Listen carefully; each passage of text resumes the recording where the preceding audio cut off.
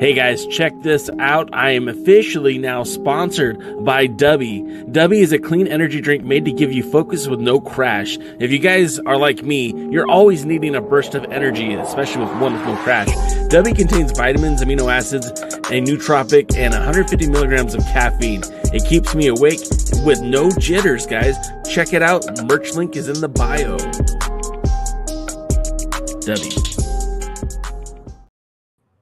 What is up, everybody? Dubby's in the house. Your boy Jay has got his own Dubby. This is the pre-party. This is, you know what? Hey, we could put these up here, huh? You guys could see the Dubby. Yeah. Yeah, that makes a lot more sense. Hey, what is up, everyone? Welcome to the pre-party presentation of Alliance-Wrestling.com, your number one source for news and information for the National Wrestling Alliance. Again, my name is Jay Cal. We come here every Tuesday to talk to you about the National Wrestling Alliance. We are here to talk power, but most importantly, we're here to talk to you, that hashtag NWA fam. And I see some of my pals are already in the chat. I see some of you guys are already here, like Jeremy. Jeremy is here, and he's in a meeting. But I'll take half of Jeremy's attention and more than none of Jeremy's attention. And well, I see Terry McDermott's in the house. I know there's more of you in here because I see the number increasing by the minute. I do appreciate you guys being here. It is Tuesday. It is the final Tuesday before we take a hiatus for the rest of the year. This will be the last episode. This will be the last episode of the pre-party with Jay Cal for 2022 as we look forward to 2023. And tomorrow, we're going to have a big show for you tomorrow. And I don't mean Paul White. I mean, we're going to have a huge spectacular with all the faces of the alliances, guys.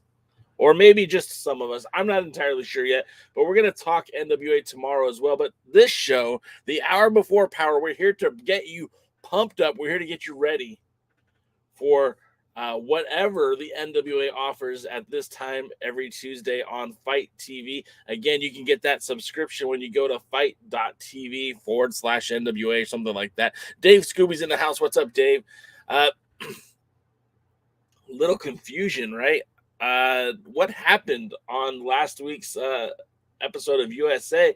We saw La Rosa Negra taking on La Huera Loca. I feel like I'm announcing Lucha Libre matches. Also known as Ty Valkyrie, the Reina de Reyes champion in AAA. And the match was cut. They did not air the rest of the match. Apparently she was injured. And the team, now I'm getting it all confused. Basically, they were awarded a 3-point penalty, which I thought was interesting. The championship series has changed quite significantly in a short amount of time. Still intact, we have Team Gold. Team Gold has been eliminated, I believe. We have Team Pretty still intact. No, Team Pretty was eliminated. Oh, my gosh. How can you guys keep up with it? I can't keep up with it. What's going on? Somebody tell me, please. Can you guys fill me in the chat? Because I feel like that was a very important episode of USA, and I still don't know really what happened. Anybody?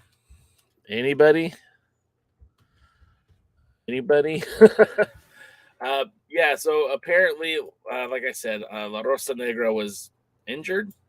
I don't know if they're just working that or what's going on, but yeah, this whole thing is it's kind of hard to keep up with what's happening, but I did enjoy the show.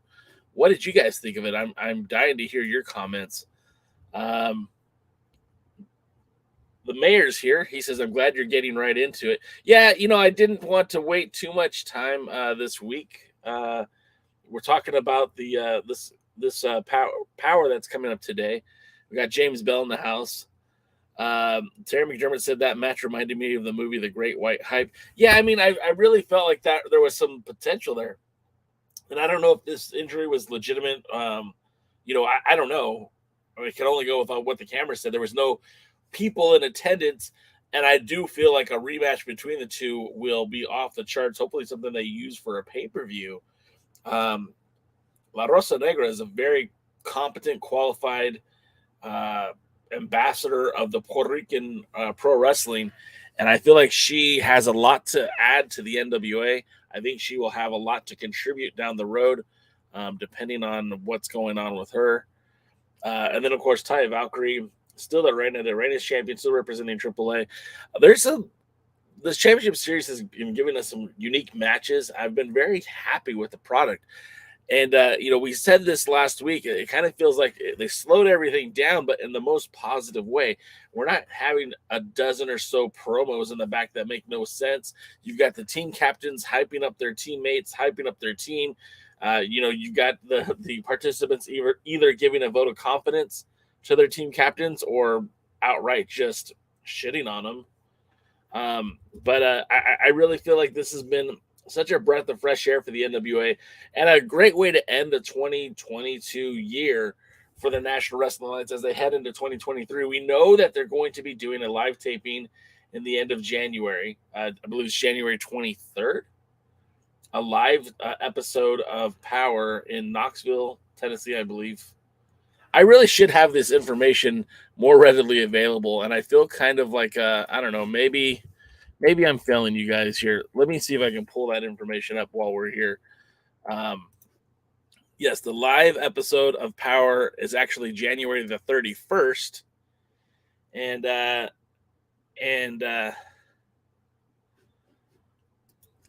so of course that autograph signing, the contract signing between Tyrus and Cardona is what is really kind of like the highlight of what's going on that live event. Which I mean, I'm waiting for more matches to be announced before I get too excited about it. And then we're probably gonna get the next big event. Well, could either be in February or maybe in March as part of the World is a Vampire episode. I said episode. I meant the World is a Vampire festival that'll be taking place in Mexico. I believe it's Mexico City, where they'll feature lots of rock concerts. In the mix will be AAA versus NWA, and that's that finals, not finals, excuse me, the setting of a rock concert. So it'll be interesting how that all plans out, how it all pans out. I mean, you've got FTR being called out to defend those AAA tag team titles. Could we see FTR taking on Mecha Wolf and Bestia 666 in Mexico in March? I mean, that would be pretty spectacular if you could manage that one. James Bell says the semifinal teams will be able to draft additional members from the ousted teams. James, you saw that this week too. As we get into the teams, a couple of those members jumped from one team to another. Dave Scooby says maybe a rematch for the AAA versus NWA match. You might be onto something with that one, Dave Scooby. It could be a Reinius match in the middle of that festival. Let me get a drink of Debbie here, see what's going on.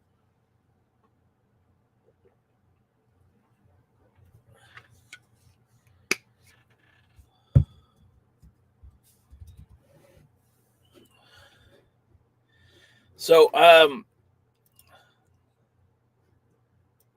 all over the place. Sorry, guys. I'm kind of lost my train of thought here. So yeah, it's looking pretty good for the NWA. Anyways, the championship series. I feel like we had these captains, we had these teams set up. We had Team Gold,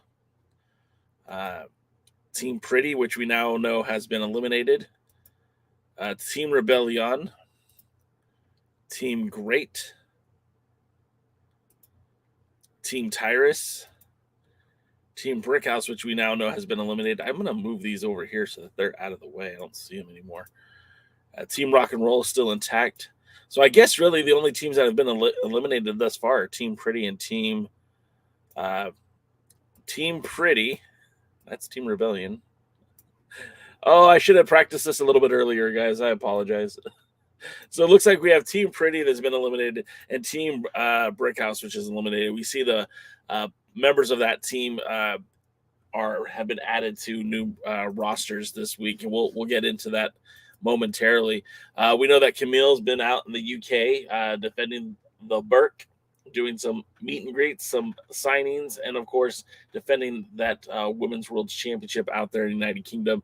So I would say that the NWA is heading towards quite the highlight at the end of this year. We've had a lot of things happen in such a short amount of time in 2022. We had the world champion Matt Cardona, defeat Trevor Murdoch. I mean, think about it this way. We've had multiple tag team champions, multiple world champions. Yes. We've had multiple tag team champions crowned in La Rebellion. La Rebellion lost the tag titles to the Commonwealth Connection, and then were able to regain them at the 74th anniversary show. You look at the TV title, Tyrus held onto that belt for the entire year up until the pay-per-view Hard Times, where Jordan Clearwater was crowned the new champion after the end of the tournament finals. Of course, Tyrus ended up vacating the championship belt. We had almost an entire year of Homicide as your World Junior Heavyweight Champion until he lost his title. He won it at Crockett Cup 2022, lost the title at Hard Times 3, almost held it for the entire year. We had Camille never lose that title. Camille's literally retained that championship throughout the entire year. I'm jumping around here, so I apologize. We had Pretty and Power win those tag titles earlier in the year and held on to them pretty much the majority of the year from the Hex. We saw the Fixers win those tag titles at the 73rd or 74th anniversary show and held on to them as they're still champions. The national champion, went from, that's probably the most active title we had. We had Crimson as a champion. Adonis was the champion entering the year. Crimson won the belt. Then we saw it on Jack Stane for a brief time, now on Scion. And the belts have been, that title has been really the most active, I would say, in terms of new champions and old champions. And of course, Trevor Murdoch regaining the World Heavyweight Championship at the 74th anniversary show by defeating, not the 74th. He regained the title at the Always Ready pay-per-view when Matt Cardona was unable to defend the title. So then Trevor Murdoch took that belt to the 74th anniversary show, defended against Tyrus, and then at Hard Times lost the belt to Tyrus in a triple threat match with Matt Cardona and Tyrus. So, I mean, we saw the belts bump around a little bit, and I felt like those were, in years past, some of those championships became a little stagnant, so I was glad to see, like the national championship in particular, having several people hold that title. I felt helped make that title more interesting. Let's see. James H. Jackson says, my money was on Team Pretty to win, and I'm shocked they're eliminated. Yeah, I mean, I was kind of surprised too. They had a good team. I think, looking at all those teams, I think my favorite team was Team Rebellion, and I think they're still in it. So we'll have to see what's up and next for them. But I don't know, man. I don't know what really to expect next. But we'll have to just kind of wait and see what this. We'll see tonight, obviously, as the tournament continues on, the championship series continues on. More of your comments. James H. Jackson says, glad they're locking up younger talents to contracts. Yeah, we do know that it's been announced. We do know that Misa Kate signed a deal with the NWA. Of course, Joe Alonzo, who really kind of manifested that after months of talking about becoming a contracted wrestler in 2022, finally did it.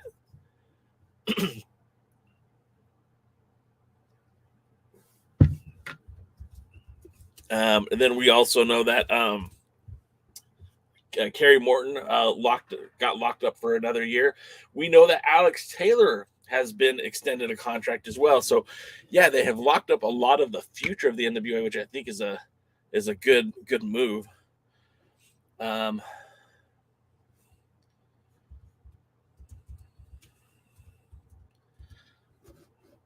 Sorry, guys, got a little distracted there. Medium 5 says, good, made it in time. Glad to have you, Mike. I'm always afraid that I'm going to slip and say Matt instead and then feel really bad. So I have to always pause and think because I don't want to say the wrong name anymore. James says, Tyrus versus Matt in the main event match for a yet-to-be-announced pay-per-view. Yeah, that's the draw for the live event, and I just don't know what the heck that's what's that about. You know what I mean? Like, if I'm trying to get people to go to that live event to tune in to watch, it's not because I want to see Tyrus and Cardona exchange signatures on a contract. Now we know this, right? Matt Cardona doesn't travel alone. He's got, the Cardona family, which is Mike Knox, VSK, of course, his wife, Chelsea, Myers usually is there with him as well. So he doesn't travel light, and neither does Tyrus, because not only does Black G's represent Tyrus, and not only is Tyrus a part of Church's Money and Idolmania Sports Management, but I mean, you've got the whole Parade of Champions, right? You've got Scion, who's your your national champion, and you've got Jordan Clearwater, your television champion. They roll deep over there at Idolmania Sports Management, so it's not like anything's that bad, but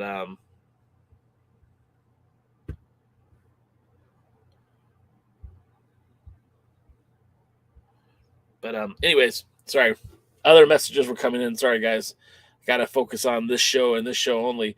And I say, Samar's here. He says, "What's up, new fam? NWA fam." Hey, that's all. Samar, you're still kind of new, man. You can call us your new fam. We're good with that. Samar, did I not mention Crimson? I thought I mentioned. Oh, well, I said Mayweather. Mayweather and Crimson are the same. Yeah, look, man, the gray has always been there. If you didn't see it before, man. But you know what? My wife loves the salt and pepper, so I'm good. I'm not worried about it. Let's see. Matt, Mike, it's all good. Yeah, that signing, I don't get the signing, right? Like, what's the point of it? Now, I'm hoping that's obviously, they have some more stories to tell. We're going through the champion series. So, there might be some matches already lined up for that event that we just won't know until the end of this series. And again, it is the end of January, and we're not even at the end of December yet. So there's still time to build to this. But it just it seems like this is a must-see moment for the NWA, and they're not really promoting it in a way that would make me want to care. Sure, there's got to be some sort of fallout. Sure, there's going to be some sort of chicanery that goes on, but like, who cares about it, to be quite frank? I don't know that I do. Let's see. Dave Scooby says he believes he heard the finals of the Champions Series may be on that live power, plus tapings after the live show. Yeah, I mean, they kind of have to. The way that they've kind of cornered themselves in, there's no more content related, as it were, to the tapings in New Orleans, except for the championship match between Trevor Murdoch and I can't remember the cat's name from Wildcat, but that was the Wildcat title, not an NWA championship. So I don't know that match would even make it onto the NWA programming. Maybe if they need it for like a power surge or something, they have it in the can, but I don't think we're going to see that one anytime soon. And then, of course, the finales of the Champions Series. I mean, as these teams continue to evolve and grow, and we'll talk about those teams growing momentarily. I mean, it could be very, very fun. It could be a whole bunch of good matches. So we'll see how that all plays out. But, I can't imagine that the Champions Series goes an entire 2 months, because it started in December and it would go all the way to the end of January. That's a long time to run this Champions Series out. But it might, I'm not sure. And then Terry says, soon Tyrus may have to, I think you mean have to fight Scion and Clearwater, because I know that they're, waiting in the wings for their opportunity. James H. Jackson says that would make sense, Dave Scooby. Yeah, I mean, it does, but that means that you're really stretching this Champions Series, I keep getting it wrong, out pretty far. And not that that's the worst thing in the world, but it just seems you might have a better use of that time.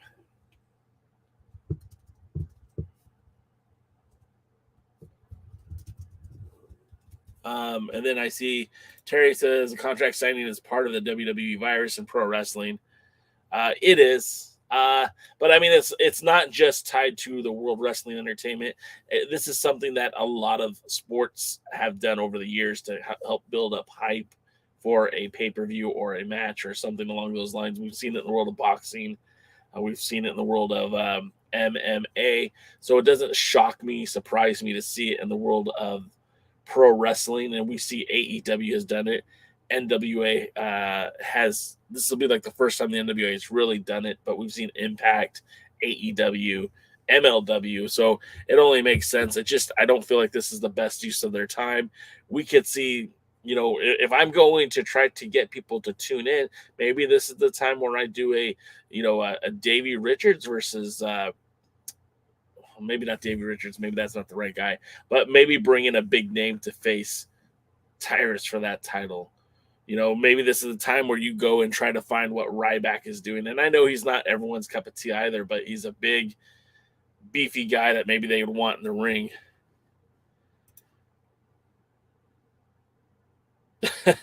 Chris Drummond says, hey, Jay, just showing support to your show. 2023, the NWA will have to step up 100 times more for me to continue following. Yes, I get that as well, but I don't think you should hold your breath. I don't think the NWA is going to step up 100 times. I think the NWA is going to be doing some very interesting things in 2023. I think they're going to be taping more content more frequently, which is going to be good for storyline and character development. They can immediately see what's working and what's not, and can plan accordingly. So I think you're going to, like the days of, 4 days worth of taping in a quarter, I think are coming to a close. I think you're going to see more live events, hopefully more live episodes of Power. I mean, the big companies can do that every Monday night, right? Every Wednesday night they do it. So it's not a huge deal for it to be done. It's just interesting that a smaller promotion is doing it. Remember, they do it every quarter when they do a pay-per-view. They're doing a live TV taping, basically. That's the same thing, a Power or pay-per-view. It's going air to live on Fight. So why couldn't they do that once a month? I think they should. I think it might help increase people's attention to it, and it certainly would help push storyline a lot quicker and make it more must-see, if anything else. And James says the contract signing, they flip the table, each side's entourage holds their wrestler back, etc., etc. Yeah, that's bound to happen. It's definitely going to happen. So let's look at tonight's matches, right? Because that's what we're here. We're here to talk Power, and I'm here to talk Power with you. James Bell real quick says NWA USA this Saturday is the Christmas show, and the finals is January 31st during the live Power.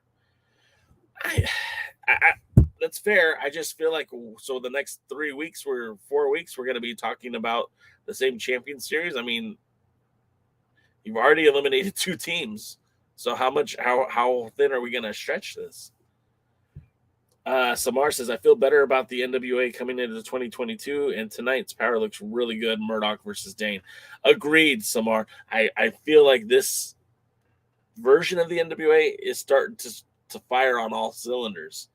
And we have, without disparaging the former world's heavyweight champion, Nick Aldis, I feel like there's a little bit of freedom now with him out of the picture. And I'm not trying to talk trash on the guy.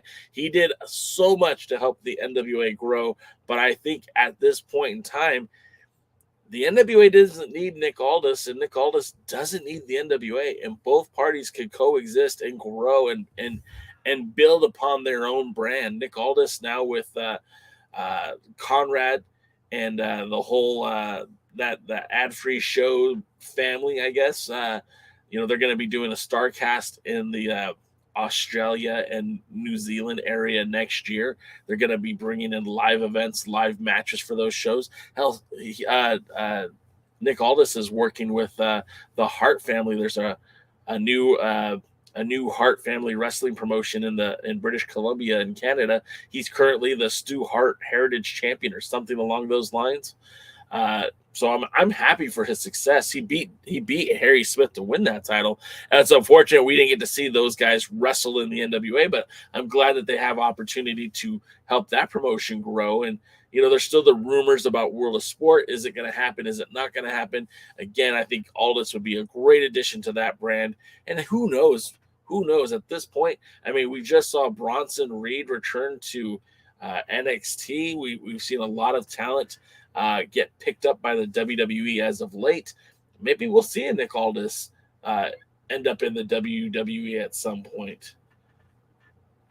Hang on, guys. Go get some juice.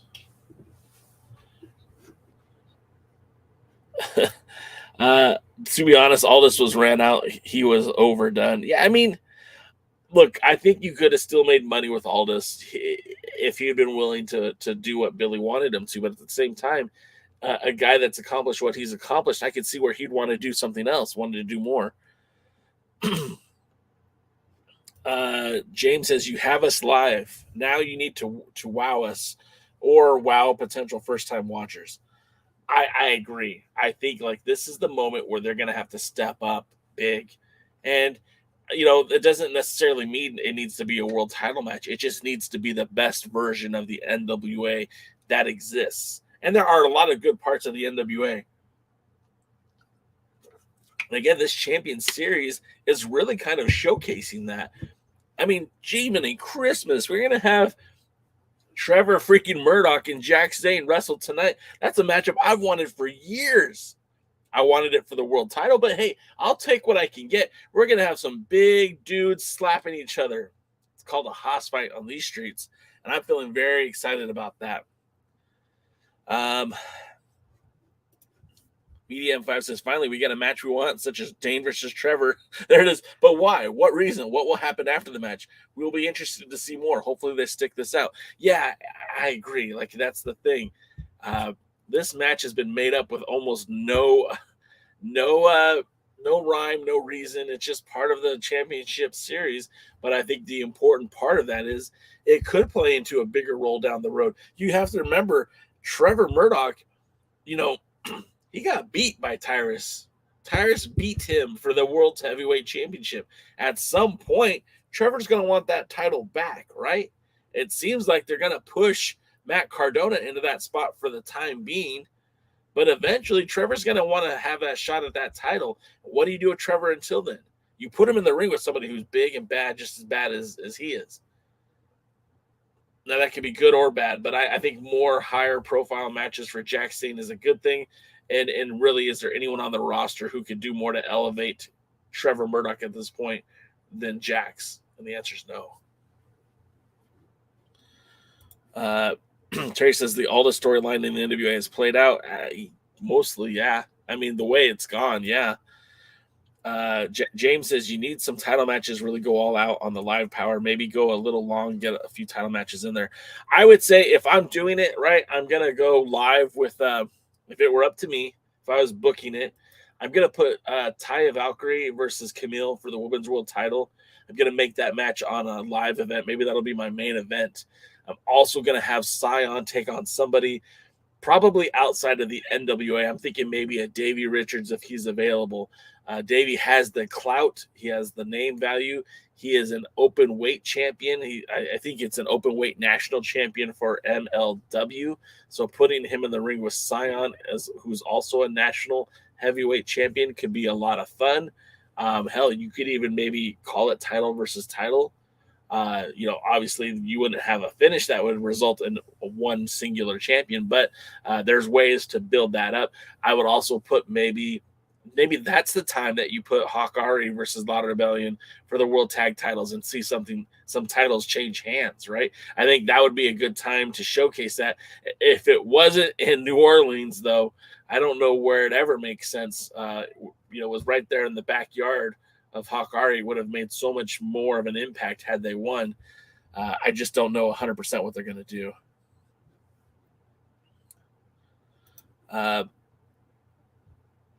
Mike says, I agree with James. At this point, all the nonsense of diehard fans watching and all else, there needs to be a wow for us and new viewers. It's the same old can't do it on wrestling or traditional TV.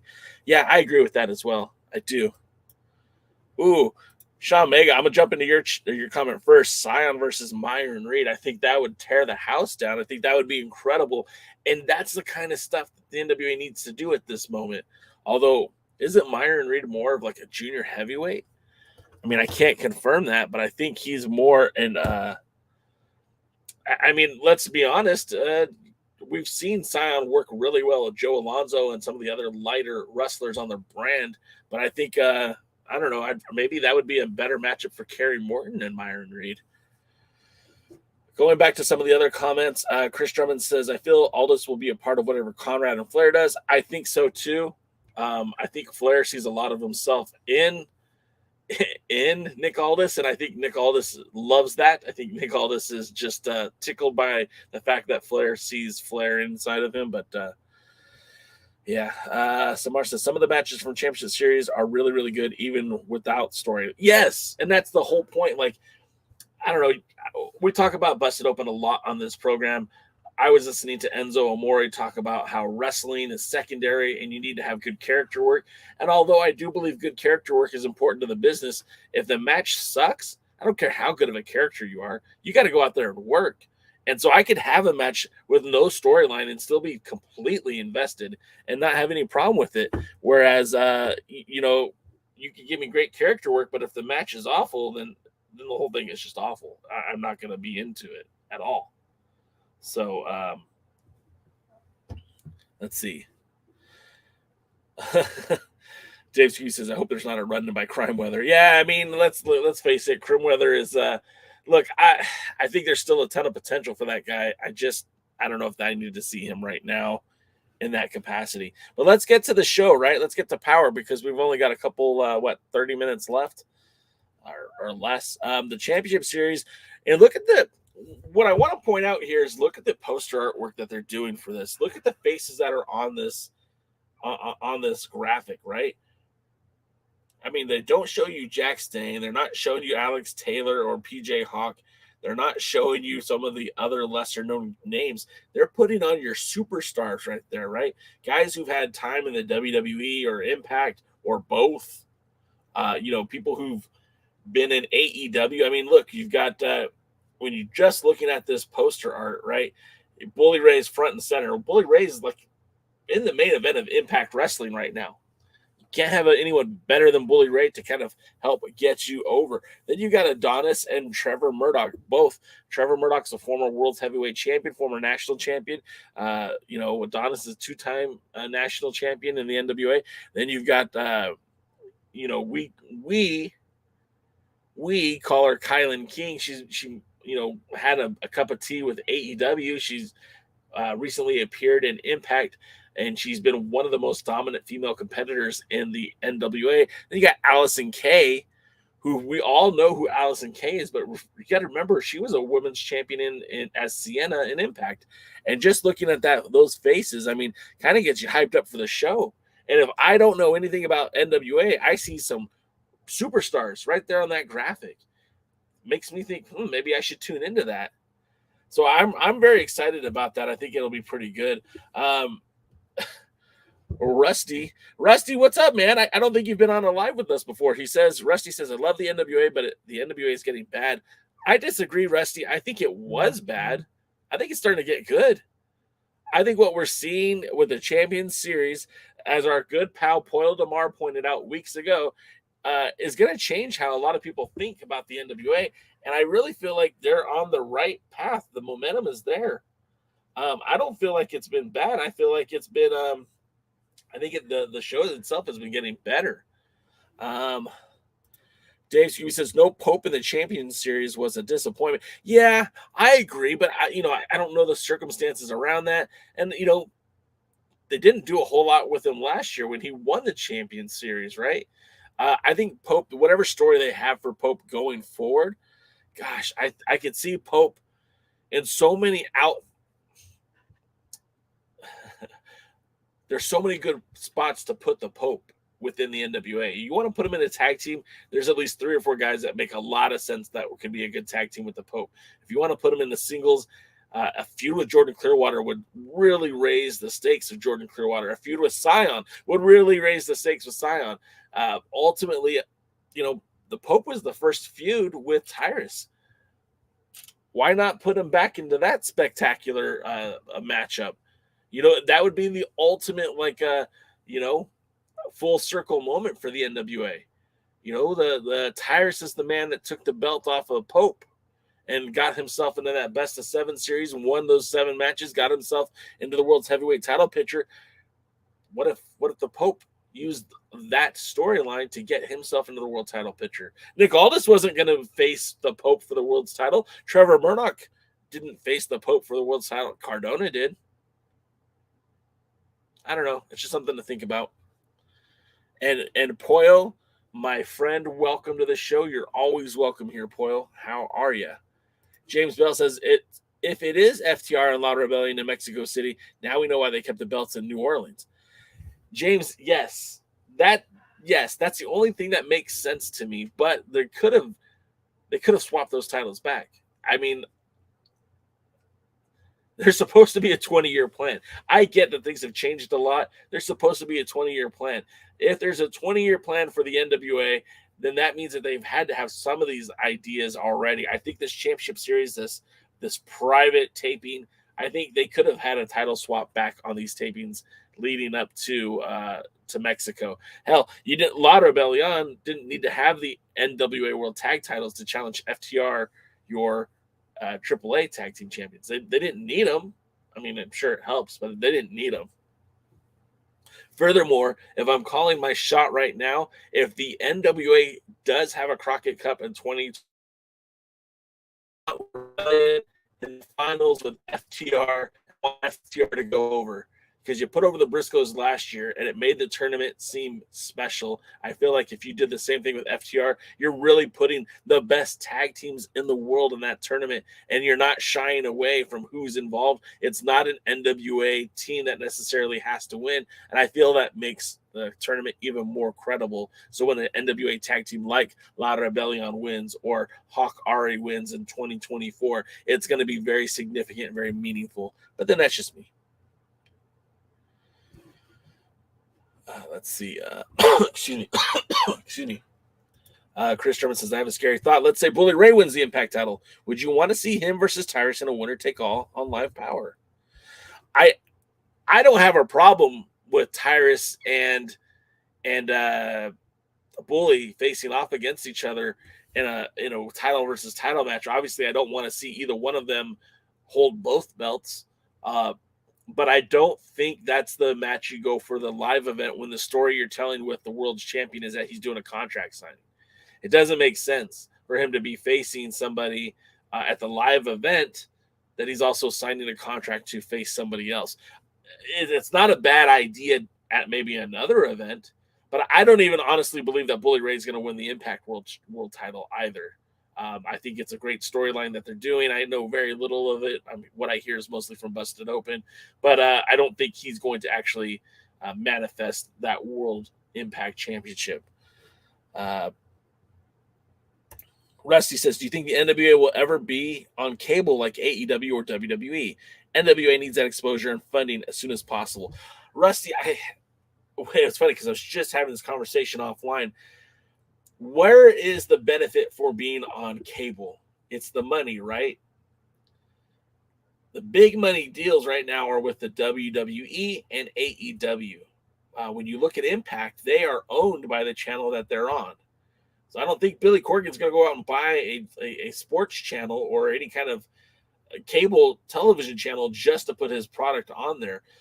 So at what point, does it make sense? If it's like, if someone wants to pay them the big bucks to be on TV, then sure, absolutely. But we know that there's promotions that have television all across the country, specifically Championship Wrestling, presented by CarShield on the United Wrestling Network. They're on many, many markets, but it doesn't make it a super lucrative contract that's going to put thousands and hundreds of thousands of dollars into William Patrick Corgan's pockets, which is going to allow him to sign the top free agents in pro wrestling and grow the NWA. That's not going to work. That dichotomy doesn't exist for the NWA. It just doesn't. So I think the better option is to find a streaming service, a streaming platform that will pay better. Now they're on Fight. I don't know financials, right? None of this information has been disclosed to us. And it seems like Fight is a destination for a lot of these independent wrestling companies. Game Changer Wrestling, who's probably the most talked about independent wrestling promotion in the country right now, just made Fight their home. So if they're making Fight their home, chances are that's probably one of the better places to be, but who knows? I say go where the money's at. And if Billy can find a TV deal, a lucrative market on a cable channel, so be it. But I don't know where that is anymore. I don't think Paramount Network is interested in having professional wrestling anymore. We saw Impact on Pop, and it didn't really pop the ratings, if you will. It just feels like at this point in the game, I don't know that a big money contract exists for a wrestling promotion that's not the WWE or AEW. Boy, we're always talking. We're just trying to get your ears warm. That's all. Poyo says, I would love to see the FTR and the Crockett Cup. They are my faves. I mean, they're an incredible tag team. Plus, they have that homage to the that Southern style, NWA style of wrestling. I believe it was Cash, who was a part of the reclaiming the what was it? It was the World Junior Heavyweight title tournament that they had back in, I think, 2012. The one that saw Kevin Douglas become the new junior heavyweight champion. I believe Cash was in that tournament. Rusty says, wrestling is a one-year plan industry, not 20 years. Hey, man, that's what the boss said, right? I don't know. I agree with you. I think it's not even a one-year plan. I think it's like minute to minute. You could have a plan, but you have to be able to pivot and change a plan and change ideas, especially when you don't have 100% of your roster locked up, because I could have a million different plans of something to do with Pope. But if tomorrow the WWE calls and he's not secured to the NWA, then I'm going to lose him and I have to change everything. So I don't think that anything is 100%. Yeah, Poyo, Rusty, I think the 20-year plan is a big picture thing, not built around specific people. Poyo said Billy is shopping the NWA for TV. He said it reportedly. Yeah, and then Poyo brings up the other point. It isn't a financial deal, in my opinion. It's an exposure deal, marketing and PR. Yeah, I mean, I look at comparable promotions, and I mean, look, if Billy wanted TV, I mean, what's preventing him from just buying time in different markets? After 11:30 p.m. on most markets, it's just paid advertising, right? I mean, what's stopping them from going on buying all the major market after hour programming and just, okay, we're gonna, after 11 o'clock on Fox, we're your new program of record every Friday night. I mean, I don't know. I'm just talking out loud. Rusty says the NWA needs that TV to keep talent. Yeah. I mean, yes and no. They just need money. If they were doing more live events and they were drawing bigger houses, bigger gates, I don't know that you would have to have TV. Mike says OVW is on millions of channels. They claim millions more homes. Don't get the stations they're on in the USA, and others have to watch on Fight. Yeah.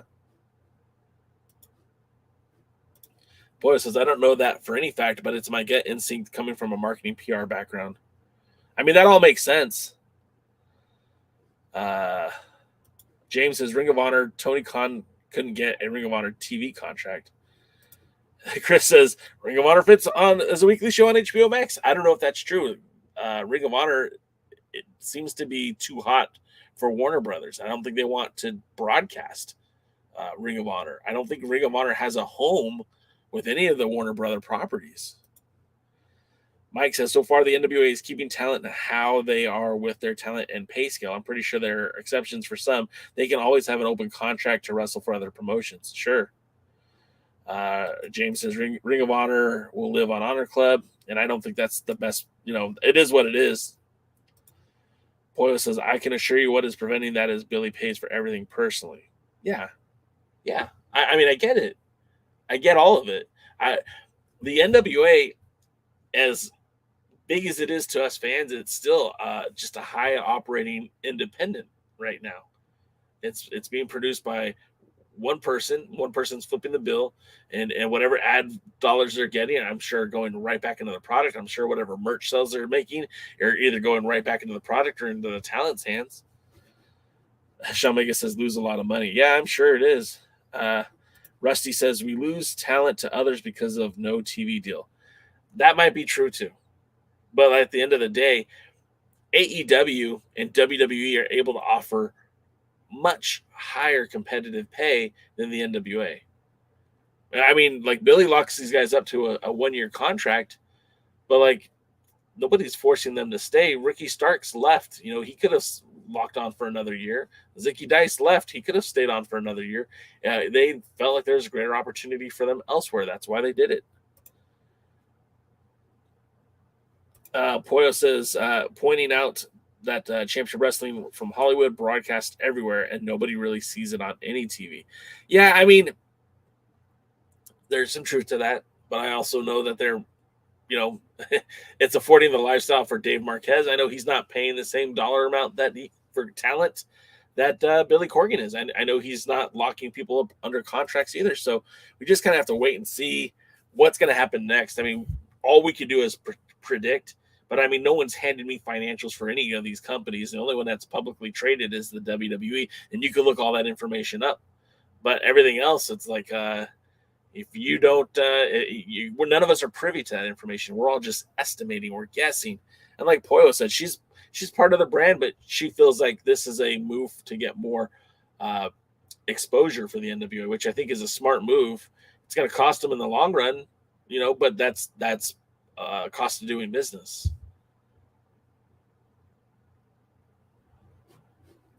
Rusty, I mean, that's awesome, bro. That's great. And I don't mean to, I'm not trying to insult you in any way. I've been a fan of the NWA for as long as I can remember, at least since about 7 or 8 years old, and I'm 44. So we're all there, you know, we're all trying to, we want what's best for this brand. And that's part of what this whole podcast has been about for the last year.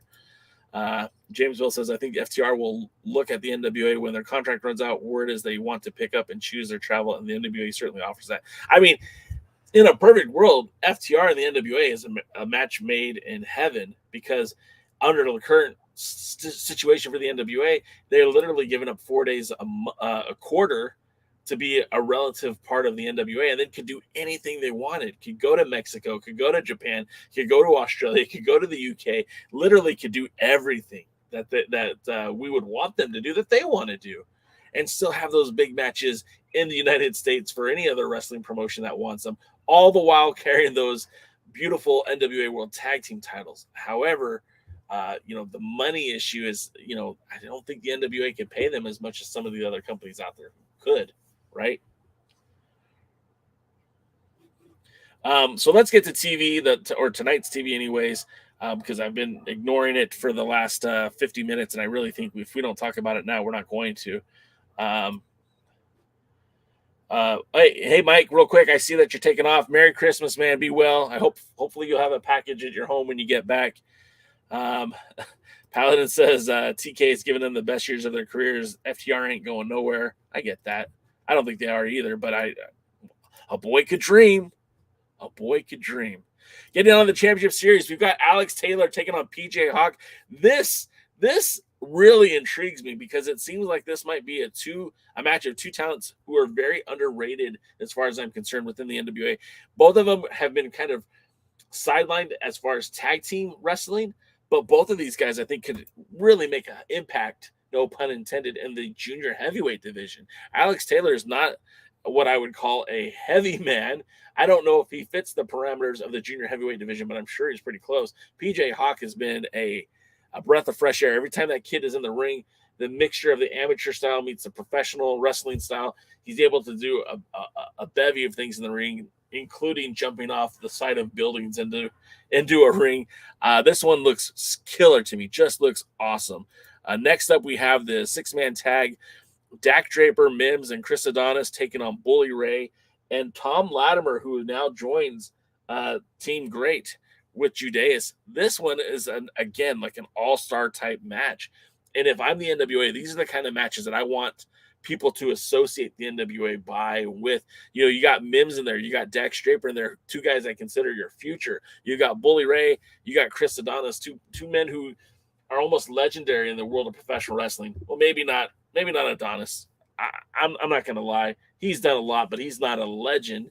But he does represent what the NWA is today. Him and Thom Latimer both, along with Judias. So you have a little bit of past, present, and future of the NWA right here. And I feel like that match is what you want people to see when they're tuning into the NWA for the first time. I think that kind of a matchup really inspires a lot of confidence in the brand and helps create more awareness. I feel like this is a smart matchup that they're doing. Let me see here. I see real quick. I want to jump into the comments. I don't want to forget that. Rusty says, I really worry that most of the public does not see the best in wrestling in the NWA. Yes, that's true. But this is something that the NWA is going to have to reteach that audience. And they're going to have, it's not a matter of if, it's a matter of they must. Poyo says, I think there's a very strong possibility they do depart, but not for the WWE. Interesting. Poyo said that is a good match. I'm excited to see it. Let's see. You guys are talking a lot about FTR, and I don't want to get into it because I want to talk about the show. But yeah, I hope they end up in the. I hope they do more freelance stuff like they've been doing, and I think that'd be a lot of fun. The FTR, anyways. Next up, we have this. To me, you should call this a number one contenders match for the women's world title because both these ladies are just awesome, and I feel like this match. Really looks good to me on paper. I think it can potentially steal a show tonight. Of course, Kilynn King has had some great matches with Camille. Allysin Kay has a great run as a women's tag team champion, as a former women's world champion in her own right. I think this match is going to be very fun to watch as well. Real quick, I want to see your comments because if I could figure out how to run this thing, I'd be really good at this. Let's see. Poyo says these specific episodes of Power are very hard hitting and solid programs. It was refreshing to watch from the audience. Such good matches. Yeah, I think I agree. I mean, when you look at some of these matchups, and again, Poyo, to the point that you made a couple weeks ago is like, hey, you guys are going to enjoy this. I feel like if the NWA did more stuff like these matchups here, I feel like people would be paying more attention. Of course, to me, I feel like this is the main event. I don't know if it genuinely is or not, but Trevor Murdoch versus Jack Stane, Team Tyrus versus Team Rebellion. Of course, Trevor being drafted into Team Tyrus, he was on Team Pretty. Jack Stane, Trevor Murdoch, two former world heavyweight champions, two former national champions. Trevor Murdoch has held titles in the WWE pretty much all over the place, is an incredible talent. And then Jack Stane, my God, one of the greatest wrestlers to lace up his boots in the NWA, has defended the World's Heavyweight Championship in Japan and tag titles in Japan, won the title from Hiroshi Tenzan, has beat, he unified briefly the North American and National Championship when he beat Tim Storm to do so. Jack Stane has been one of the most, what's the word I'm looking for? Jack Stane, I think, is one of the guys on the roster who, even it doesn't matter what they give him, I feel like he knocks it out of the park. When he was teaming with Crimson, they had a great, solid tag team that didn't work out in the end, but I felt like they definitely deserved to run with those tag titles. As an individual, he held the national championship, and although it was brief, it was very dominant as champion. If it wasn't for Crimson interfering, he could still be national champion, and who knows, I'm hoping that at some point in time down the road he has a shot at Tyrus for the 10 pounds of gold, but we'll just have to wait and see for that. Man, I know we're running up against the time. I know Power starts here in just a few minutes. Poyo said most decorated. Yes, 100%.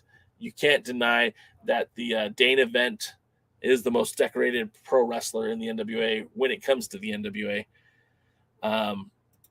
Poyo also says what is awesome about these episodes is even without major individual storylines, every match feel like it has big stakes. And I think that's probably why we enjoy it so much. And it's not all convoluted. It's pretty black and white. The winning team has opportunity if they win. And it's like either win or go home.